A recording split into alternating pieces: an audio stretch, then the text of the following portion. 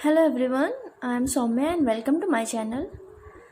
तो ये मेरे last year RRB PO prelims के अटैम्प्ट थे 69, जिसमें से मैंने 29 मैथ्स में अटैम्प्ट किया है और 40 रीजनिंग में अटैम्प्ट किया था। टोटल 69 अटैम्प्ट है मेरे, जिसमें से 29 में मेरे 32.75 मेरे मार्क्स थे और 40 में 40 मार्क्स थे। तो आप देख सकते हैं कि एक्यूरेसी कितना ज़्यादा मैटर करती है। मैंने सिर्फ 29 अटैम्प्ट किए थे और मेरे 3.75 मुझे एक्स्ट्रा मार्क्स मिले, लगभग 4 मार्क्स मुझसे ज़्यादा मिले। तो मैं आपको स्ट्रेटजी आज बताती हूँ कि कैसे मैंने इतना स्कोर किया। मैथ्स की अगर बात करें फ्रेंड्स, तो मैथ्स में 40 क्वेश्चंस आते हैं और रीजनिंग में भी 40 क्वेश्चन आते हैं और आपको टोटल 80 मार्क्स का पेपर रहता है और टाइम सिर्फ 45 मिनट ही रहते हैं आपके पास, जिसमें मैथ्स के 40 क्वेश्चन और रीजनिंग के 40 क्वेश्चन। तो पहले मैथ्स की बात कर ले। तो मैथ्स में जिन क्वेश्चंस और जिन टॉपिक का अच्छा खासा वेटेज रहता है, जहाँ से आप 20 से 25 मार्क्स लेके आ सकते हैं, वो है सिंप्लीफिकेशन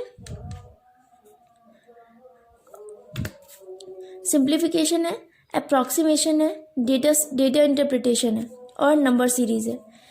इन चारों टॉपिक से आप कम से कम 20 से 25 मार्क्स लेके आ सकते हैं।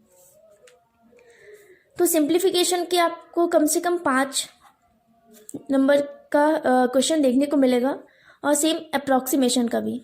अगर टोटल मिला के करें तो कम से कम नहीं तो 10 से 15 मार्क्स का सिंप्लीफिकेशन और अप्रॉक्सीमेशन आरआरबी पीओ में हर साल देखने को मिलता है और नंबर सीरीज भी कम से कम 5 नंबर सीरीज देखने को मिलते हैं। सेम डीआई के साथ है, डीआई भी हमें 5 से 10 नंबर का देखने को मिलता है। तो आप देख सकते हैं यहाँ पे 5, 5, 10 और 5, 15, 15 और 10, 25। तो 25 मार्क्स सिर्फ आप इन चारों टॉपिक से कवर कर सकते हैं।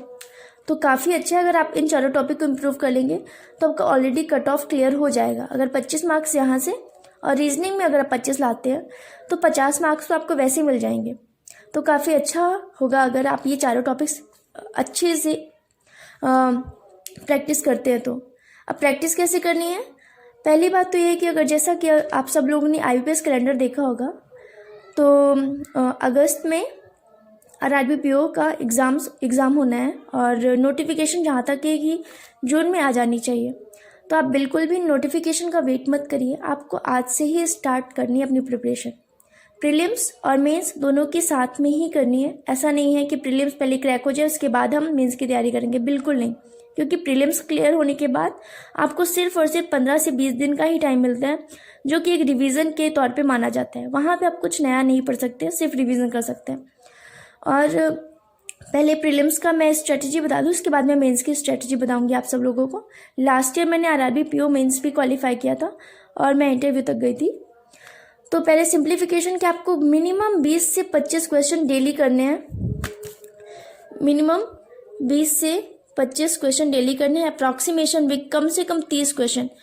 यहाँ पे डेटा सफिशिएंसी डेली सॉल्व करना है आपको, कम से कम 10 क्वेश्चंस।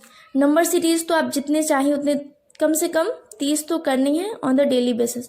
इससे आपकी बहुत अच्छी खासी प्रैक्टिस होती जाएगी। अगस्त आने तक बहुत अच्छा आप स्कोर कर सकते हैं। और सिंप्लीफिकेशन अप्रॉक्सीमेशन में आपको कैसे सॉल्व करना है? आपको फास्ट कैलकुलेशन करना है। आप जितना ज़्यादा मेंटली कैलकुलेशन कर सकते हैं उतना ज़्यादा अच्छा है। आपको हर चीज़ पेन पेपर पे नहीं लिखनी है। इसके लिए मैं एक डिटेल्ड वीडियो बनाऊंगी कि आपको फास्ट कैलकुलेशन कैसे करना है। मेंटली कैलकुलेशन करिए, पेन पेपर से आपको जितना हो सके उतना अवॉइड करना है इन टॉपिक्स के लिए, ठीक है। और इवन डेटा इंटरप्रिटेशन में भी बहुत बार कैलकुलेशन वाले क्वेश्चन आते हैं जो आप मेंटली ही सॉल्व कर सकते हैं। आपको पेन पेपर की ज़रूरत नहीं होनी चाहिए, इतने इजी क्वेश्चंस आते हैं। तो प्रीलिम्स का लेवल बहुत इजी होता है। तो अगर आप अच्छे से तैयारी करेंगे तो डेफिनेटली आपका भी होगा। और कोऑर्डिनेटिक इक्वेशन ऐसा है कि प्रीलिम्स में हर बार ये डेफिनेट नहीं होता कि हर बार ये देखने को मिले, कभी कभी 3 या 5 मार्क्स के ये भी आ जाते हैं। और बाकी सारे क्वेश्चन हैं, जैसे टाइम एंड वर्क हो गया, या अर्थमेटिक में एक क्वेश्चन के ये सारे टॉपिक्स एक एक क्वेश्चन एक एक नंबर के आते हैं, ये सारे टॉपिक्स एक एक नंबर के। तो आपको इनको इग्नोर बिल्कुल नहीं करना है, क्योंकि अगर आप सोच रहे हैं कि सिर्फ प्रीलिम्स क्रैक हो जाए तो ऐसा और जॉब मिल जाए, तो ऐसा तो बिल्कुल नहीं है। आपको प्री के बाद मेंस, फिर मेंस के बाद इंटरव्यू तक जाना है। तो आपको मेंस के लिए आपको ये सारे टॉपिक्स बहुत ही अच्छे से क्लियर होने चाहिए।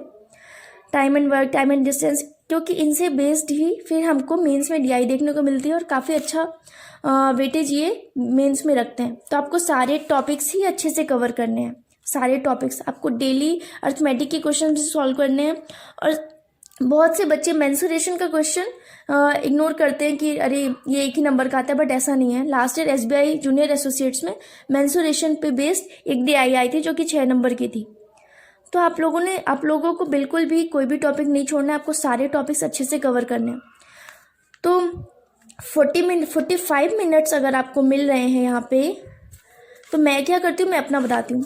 अगर आपको यहाँ पे 45 मिनट्स मैथ्स के लिए मिल रहे हैं, तो आप 45 मिनट्स में आप क्वांट को 20 मिनट्स दो, 20 मिनट्स, और 25 मिनट्स रीजनिंग के लिए, क्योंकि क्वांट से ज़्यादा इजी रीजनिंग होता है, ये आप भी जानते हैं। रीजनिंग में अगर 2-3 भी पजल आ गए तो आप वहाँ से सीधा 15 नंबर लेके आते हैं।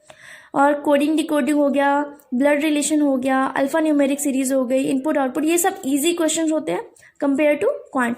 तो आप रीजनिंग पहले करिए, क्योंकि मैं अपनी स्ट्रेटजी बता रही हूँ, बाकी चॉइस आपकी है। मैं रीजनिंग हमेशा पहले करती हूँ। और रीजनिंग में मैं क्योंकि ये स्कोरिंग ज़्यादा होता है, जैसे कि लास्ट ईयर मैंने 40 आउट ऑफ 40 रीजनिंग में लेके आया था, तो मैंने इसको ज़्यादा टाइम दिया था। तो रीजनिंग मैं पहले करती हूँ। उसके बाद जब पूरे क्वेश्चंस हो गए थे तो मैं तुरंत क्वांट के पास आई थी, और क्वांट में मैंने 29 क्वेश्चन किया था और मुझे 32.75 मार्क्स मिले। तो मेरे एक भी क्वेश्चन गलत नहीं थे। तो आपको 45 मिनट्स को आपको डिवाइड करना है क्वांट और रीजनिंग के लिए। तो ये एक अच्छी खासी एक स्ट्रेटजी हो सकती है, और ये मेरे लिए तो काफ़ी अच्छी साबित हुई है। तो मैं ऐसा ही करती हूँ। अब बात करते हैं, अब रीजनिंग की अगर बात करें तो रीजनिंग में आपको पज़ल की प्रैक्टिस काफ़ी अच्छे से करनी है। पज़ल यहाँ पे आपका 5 से 10 नंबर का आता है पज़ल में, और ये सब 5 और 5 नंबर के तो आते ही हैं। तो आपको यहाँ पर 15 से 20 मार्क्स आप ये सिर्फ 3 टॉपिक कवर करके लेके आ सकते हैं, पज़ल, सिटिंग अरेंजमेंट और ब्लड रिलेशन। तो आप यहाँ से सिर्फ 15 से 20 मार्क्स आप यहाँ से लेके आ सकते हैं। उसके बाद कोडिंग डिकोडिंग के क्वेश्चन रहते हैं, ये भी 3 से 5 नंबर के रहते हैं। इनपुट आउटपुट का जहाँ तक मैंने देखा है प्रीलिम्स में बहुत ही कम आता है, बट आपको तैयारी करनी है मेंस की भी, तो आपको ये भी कवर करना है। डायरेक्शन के भी 2 से 3 क्वेश्चन आते हैं। सिलोलिज्म के भी 2 से 3 क्वेश्चन तो आते हैं, कभी कभी 5 नंबर के भी आ जाते हैं। और कोडेड इनइक्वालिटी, ये भी 5 नंबर के ही आते हैं, ये भी अच्छे से प्रैक्टिस करनी है आपको। रैंकिंग 1 से 2 नंबर का आता है। अल्फा न्यूमेरिक सीरीज भी 3 से 5 नंबर का आता है। तो देख सकते हैं आप, काफ़ी इजी टॉपिक्स हैं। आप रीजनिंग में 40 आउट ऑफ 40 भी कर सकते हैं, क्योंकि जब मैं कर सकती हूँ तो आप भी कर सकते हैं। तो puzzles, sitting arrangement, blood relation, ये सारे टॉपिक्स आपको डेली बेसिस पे प्रैक्टिस करनी है आप सबको को, और स्पेशली पजल, सिटिंग अरेंजमेंट और ब्लड रिलेशन, क्योंकि इन तीनों का बहुत अच्छा खासा वेटेज होता है। और आप इनको भी आपको करना है, आपको कोई भी टॉपिक बिल्कुल भी नहीं छोड़ना है।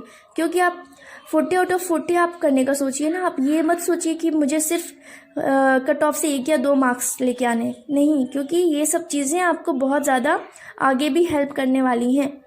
तो आपको सारे टॉपिक्स क्लियर करने, चाहे वो मैथ्स की बात हो चाहे रीजनिंग की बात हो। तो इस तरह आप कम से कम 80 में से कम 60 मार्क्स, 60 आउट ऑफ 80 लेके आ सकते हैं। 60 आउट ऑफ 80 आप लेके आ सकते हैं, तो विद इन 45 मिनट्स। तो आपको यही स्ट्रेटजी अपनानी है। डेली अच्छे से सारे क्वेश्चंस की प्रैक्टिस करनी है। आपको एक भी दिन मिस नहीं करना है। सारे क्वेश्चन को अच्छे से कवर करिए, चाहे वो मैथ्स का हो चाहे रीजनिंग का हो। तो thank you friends for watching my video, and if you like the video just give me a thumbs up and do subscribe, and thank you for watching. Thank you.